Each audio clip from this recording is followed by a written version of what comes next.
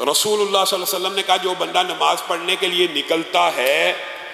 وہ اپنی انگلیوں کو ایسے نہ کرے، جس کو عربی میں تشبیک کہتے ہیں، اور اردو میں بعض اوقات اس کو کڑاکا نکالنا یا چٹکنا، انگلیوں کو ایسے ایسے کرنا۔ رسول اللہ صلی اللہ علیہ وسلم نے اس چیز کو پسند نہیں فرمایا۔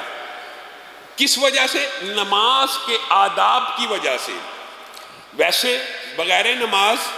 بعض محدثین نے اس کے بارے میں خیر تفصیلی بحث کی ہے، اگر بندہ مسجد کی طرف آ رہا ہے تو خصوصی طور کے اوپر یہ کام نہ کرے۔ انگلیوں کی تشبیک، اس کو بھی تشبیک کہتے ہیں، انگلیوں کا ایک دوسرے کے اندر ڈال کر بالکل لغو انداز میں غیر متوجہ ہو کر، یہ بنیادی طور پہ جب انسان غافل ہوتا ہے تو جیسے آپ ایک حرکت انسان کی عادت ثانیہ کا حصہ نہیں بن جاتی۔ بعض لوگوں کو آپ نے دیکھا ہوگا وہ ایسے داڑھی کو ہر وقت کرتے رہتے ہیں،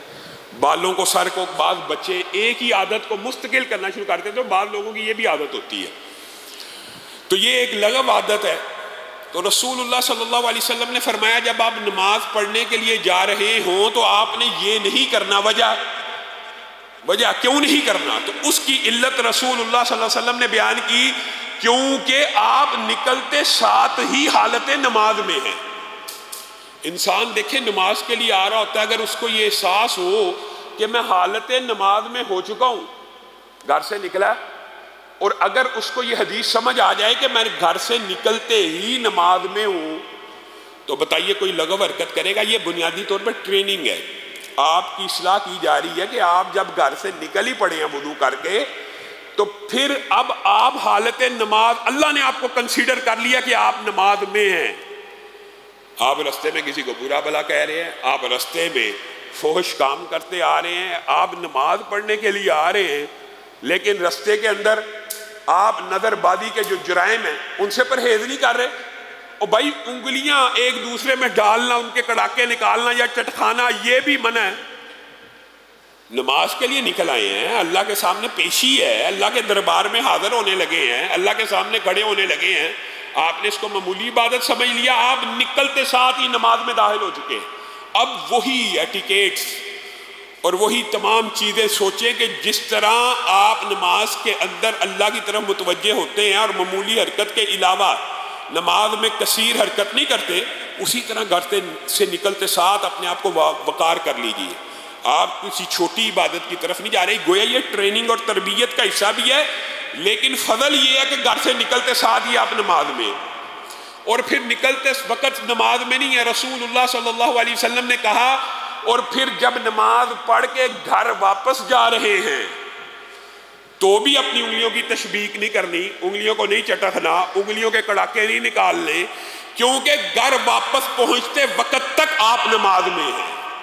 بتائیے یہ اللہ کتنا مہربان ہے۔ یہاں پہ ابھی گھر سے نکلے، نماز پڑھی ہے نہیں پڑھی، آپ کا نمازی کا ثواب اور نماز کے اندر ہونے کا ثواب لکھنا شروع کر دیا ہے۔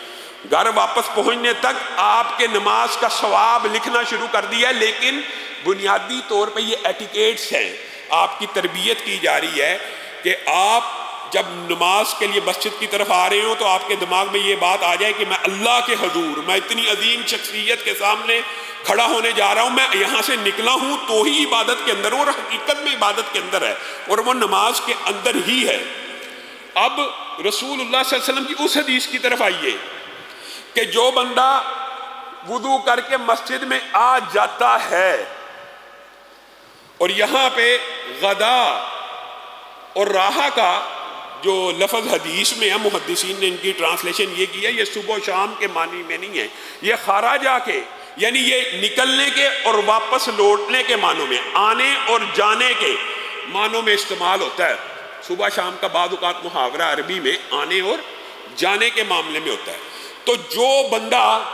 گھر سے وضو کر کے اچھی طرح نکلتا ہے ایک مرتبہ، یعنی دن میں 5 مرتبہ نکلتے ہیں، تو ہر آنے کے اوپر یہ رسول اللہ صلی اللہ علیہ وسلم کی حدیث ہے، بخاری مسلم میں موجود ہے، حضرت ابو ہریرہ راوی ہے، ہر آنے جانے کے اوپر، یہ دو باتیں ہیں، آنا الگ ہوتا ہے اور جانا الگ ہوتا ہے، ہر آنے کے اوپر اللہ رب العزت مسجد کی طرف چل کے آ رہا ہے نا، تو ہر آنے کے اوپر، یہ نماز پڑھنے کی فضیلت یہاں پہ بھی نہیں ہے، جیسے ایک حاجی کی فضیلت بیان کی ہے کہ وہ گھر سے نکلتے ہی حاجی کی فضیلت کو پا لیتا، پڑھ کے جو ملے گا وہ تو اللہ ہی جانتا ہے، تو یہاں پہ بھی صرف آنے کی فضیلت یہ بیان ہو رہی ہے کہ وہ مسجد میں وضو کر کے آ رہا ہے، تو اس کے اس ایک آنے کے اوپر اللہ رب العزت جنت میں اس کے لیے ایک میزبانی تیار کرتے ہیں۔ اور میں اگر آپ کو محدثین کا اس حدیث کے اوپر ابواب کا تذکرہ کروں تو امام ابن حبان نے اور امام ابن خزیمہ نے اسی حدیث کے اوپر دو مختلف باب باندھے ہیں۔ امام ابن حبان نے کہا اگر نوذو نون اور زا کے اوپر پیش ہو تو اس حدیث کا مطلب فرق ہو جاتا ہے، اور اگر نون اور کے اوپر پیش اور زا کے اوپر سکون ہو، اگرچہ یہ عربی کی بات ہے لیکن آپ کو سمجھانے کے لیے کہ یہ نزولہ بھی پڑھا جا سکتا ہے اور نزلہ بھی پڑھا جا سکتا ہے، اور محدثین نے الگ الگ باب بندے ہیں۔ ابن حبان کے نزدیک اور امام ابن خزیمہ کے نزدیک اس میں فرق ہے۔ کیا فرق ہے؟ آنے کے اوپر ایک مہمانی کی بجائے اللہ رب العزت جنت میں ایک محل اور گھر یعنی منزل تیار کرتے ہیں۔ ایک محدث نے کہا منزل تیار کرتے ہیں، ایک محدث نے کہا مہمانی تیار کرتے ہیں، اور راجح موقف یہ ہے جس حدیث سے دو مفہوم نکل رہے ہوں دونوں راجح ہوتے ہیں۔ گویا ایک مرتبہ آنے کے اوپر ایک مہمانی اور ایک جنت کا محل آنے کے اوپر، اور یہ صرف آنے کے اوپر نہیں ہے، یہی بات جانے کے اوپر بھی ہے۔ گویا جس بندے نے باجماعت 5 نمازیں مسجد کی طرف چل کے آنا ہے، ایک محل ایک میزبانی، واپس تو جانا ہی ہوتا ہے۔ اب واپس جانے میں دیکھیں کوئی عبادت ہے، انسان آیا مسجد تو جانا تو واپس ہے، لیکن اللہ کا اجر و ثواب اور اللہ کی طرف سے مسلمان امت کے اوپر یہ رحمت ہے کہ واپس جا اپنے گھر رہے، چلو آیا تو اس نیت سے تھا کہ عبادت کروں گا، واپس جو جا رہا ہے اپنے گھر میں جا رہا ہے، تو اللہ تعالیٰ اس کے اوپر بھی ایک میزبانی اور ایک جنت میں محل عطا کرتے ہیں۔ گویا دن میں 5 نمازیں پڑھنے والے کے لیے 10 میزبانیاں اور 10 محل ایک دن میں تیار ہو جاتے ہیں۔ آپ ذرا خود کیلکولیشن کر لیجئے۔